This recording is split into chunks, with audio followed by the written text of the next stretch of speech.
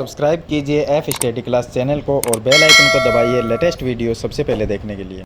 Hello friends, चलिए हम कक्षा 9 गणित का चैप्टर नंबर है 10 और इसमें प्रमेय 10.3 और 10.4 को इस वीडियो में हल करेंगे। दोनों ही प्रमेय काफ़ी छोटी छोटी है और सिंपल भी है। पीछे वीडियो मैंने आपको प्रमेय 10.1 और 10.2 प्रमेय बता दी थी, उसके साथ में मैंने क्वेश्चन नंबर 1 और क्वेश्चन नंबर 2 भी बताया था प्रश्नावली 10.2 का। तो चलिए इस वीडियो में हम दो प्रमेय को सिद्ध करेंगे, 10.3 को और 10.4 को।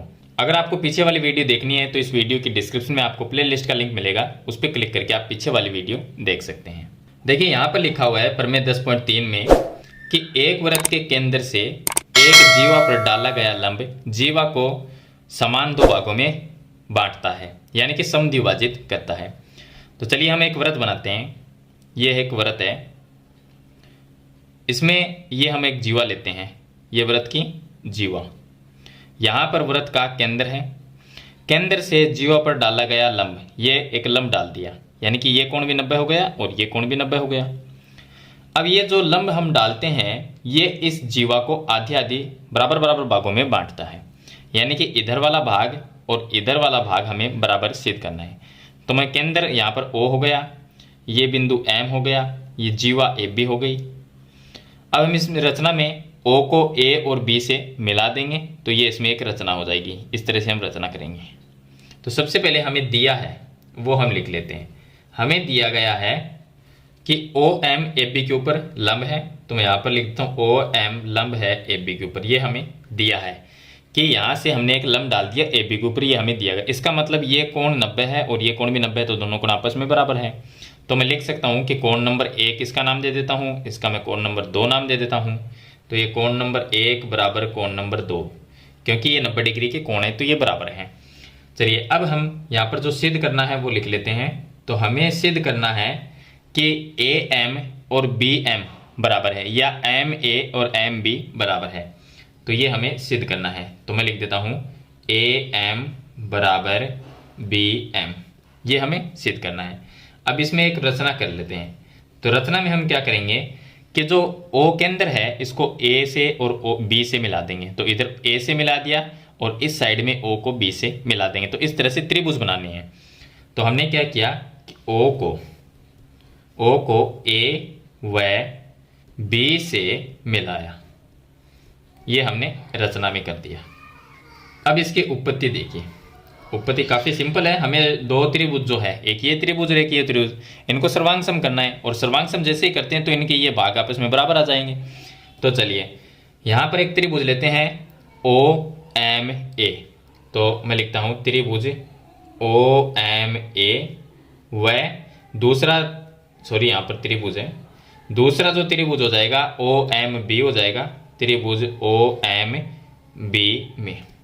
इन दोनों त्रिभुज में देखिए OA OB ये क्या है, ये दोनों बराबर है। क्यों है? क्योंकि ये दोनों इस वृत्त की त्रिज्या, तो त्रिज्या बराबर ही होगी, कितनी भी त्रिज्याएं हो इसके अंदर तो वो सभी बराबर होगी। तो ये दोनों त्रिज्याएं हैं तो ये बराबर है। तो मैं लिख सकता हूँ OA बराबर OB, वृत्त की त्रिज्या, यहाँ पर लिख सकते हैं वृत्त की त्रिज्या। तो ये दोनों बराबर होगी। चलिए दूसरा हम कारण लिखेंगे, कोण नंबर 1 और कोण नंबर 2 बराबर है। कोण नंबर 1 बराबर है कोण नंबर 2। इसका कारण क्या लिखोगे? क्योंकि हमें दिया है कि OM AB के ऊपर लंब है, तो मैं लिख देता हूँ OM लंब है AB जीवा पर। तो ये लंब है इसलिए दोनों कोण बराबर है, क्योंकि दोनों 90 डिग्री के बन गए। जहाँ पर लंब होता है वहाँ पर 90 डिग्री कोण हो जाता है। अब यहाँ पर देखिए OM, ये जो भुजा है OM, ये क्या है? उभयनिष्ठ, दोनों त्रिभुज में काम में आ रही है। तो यहाँ पर हम लिख देंगे OM बराबर OM, ये है उभयनिष्ठ भुजा, उभयनिष्ठ। तो ये उभयनिष्ठ हो गई यानी कॉमन हो गई। तो यहाँ पर नियम SAS नियम से, तो मैं यहाँ पर लिख देता हूँ, चलिए SAS नियम से दोनों त्रिभुज, ये दोनों त्रिभुज सर्वांग सम हो जाएंगे। तो त्रिभुज OMA ये सर्वांग सम होगा त्रिभुज OMB के, और जो त्रिभुज सर्वांग सम होते हैं उनके संगत भाग क्या होंगे? बराबर होंगे। तो AM और BM ये भी बराबर होगी। तो हम लिख सकते हैं तो AM बराबर हो जाएगी बी एम के, बी एम के। अब इसका कारण क्या लिखोगे, by C P C T, by C P C T से। जो त्रिभुज हिंदी में लिखना चाहो तो लिख सकते हो कि सर्वांग सम त्रिभुजों के संगत भाग बराबर होते हैं, तो इसलिए ये दोनों आपस में क्या हो जाएंगी, बराबर हो जाएगी। तो ये चीज़ हमें इसमें सिद्ध करनी थी कि ए एम है वो बी एम के बराबर है। तो इस तरह से प्रमेय नंबर 10.3 को सिद्ध करना है। चलिए इसके बाद मैं आपको बताता हूँ प्रमेय नंबर 10.4। चलिए अब हम हल करते हैं प्रमेय नंबर 10.4 को। इसमें दिया गया है कि एक वृत्त के केंद्र से एक जीवा को समद्विभाजित करने के लिए खींची गई जो रेखा है वो जीवा पर लंब होती है। इसका मतलब ये, चलिए हम एक वृत्त बनाते हैं, ये एक वृत्त है और इसके अंदर यहाँ पर ये वृत्त का केंद्र हो गया, यहाँ पर एक जीवा लेते हैं, ये ए बी एक जीवा है। अब इसने लिखा है कि ये जो ए बी जीवा है इसको समद्विभाजित करने के लिए अगर हम केंद्र से एक रेखा खींचे, यानी ये रेखा क्या कर रही है, इस जीवा को समद्विभाजित कर रही है, यानी ये भाग और ये भाग बराबर है, ये हमें दिया गया है। तो इसने लिखा है कि जो हम रेखा केंद्र से जो रेखा खींचते हैं जीवा के ऊपर समद्विभाजित करने के लिए, वो रेखा जीवा के ऊपर लंब होती है, यानी कि ये कोण 90 डिग्री का और ये कोण 90 डिग्री हमें सिद्ध करना है।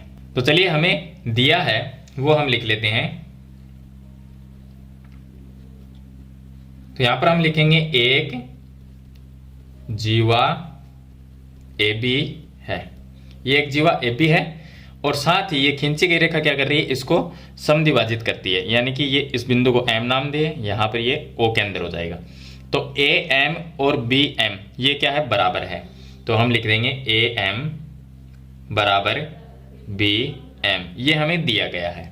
अब इसमें जो सिद्ध करना है वो लिख लेते हैं। तो हमें ये सिद्ध करना है कि केंद्र से जो रेखा खींची गई है जीवा के ऊपर, ये क्या होती है, जीवा पर लंब होती है। तो केंद्र से कौन सी रेखा खींची गई है, ओ एम खींची गई है, तो यहाँ पर हम लिखेंगे कि ओ एम लंब है ए बी के ऊपर, ये हमें सिद्ध करना है। अब इसमें रचना कर लेते हैं। तो रचना में हम क्या करेंगे, केंद्र ओ को ए और बी से मिलाएंगे। तो यहाँ पर मैं इस साइड में यहाँ पर मिला देता हूँ और ओ को मैं बी से मिला देता हूँ, तो इस तरह से दो त्रिभुज बन जाएंगे। तो यहाँ पर लिखेंगे ओ को ए व बी से मिलाया। तो यहां पर हमने ओ को, केंद्र जो ओ है उसको ए और बी से मिला दिया। अब उत्पत्ति में देखिए, अब यहां पर दो त्रिभुज बन गए, तो हम ये दोनों त्रिभुज लेंगे, O M A O M B. तो त्रिभुज ओ एम ए व दूसरा त्रिभुज ओ एम बी, इन दो त्रिभुजों को सर्वांग करते हैं। तो यहां पर एक ये त्रिज्या और एक ये त्रिज्या बराबर होगी, यानी कि ओ ए और ओ बी बराबर होगा। तो मैं लिखता हूं ओ ए बराबर ओ बी, ये क्या है, वृत्त की त्रिज्या है, ए की वृत्त की त्रिज्या है, इसलिए बराबर है। यहां पर ये उभयनिष्ठ हो जाएगी, ओ एम बराबर ओ एम। तो यहां पर हम लिख देते हैं ओ एम बराबर ओ एम, ये हो गई यहां पर उभयनिष्ठ, ये उभयनिष्ठ हो गई। और ए एम और बी एम ये बराबर है, क्योंकि ये हमें दिया गया है, क्योंकि जीवा पर एक केंद्र से खींची गई रेखा समद्विभाजित करने के लिए रेखा खींची गई है, तो इसलिए समद्विभाजित कर दिया। तो ए एम और बी एम क्या हो गई, बराबर।